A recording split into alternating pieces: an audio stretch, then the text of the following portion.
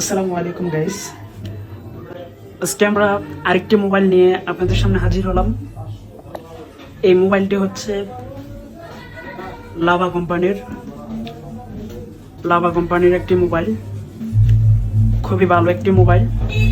এই মোবাইলটি charge quality সব দিক দিয়েই একদম ভালো, অনেক ভালো একটি মোবাইল। টাচ কোয়ালিটিও অনেক ভালো।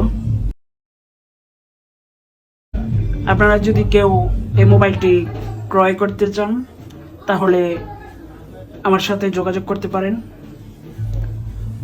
আমি ডেসক্রিপশন বক্সে আমার নাম্বারটি দিয়ে দিব, আমার সাথে যোগাযোগ করতে পারেন।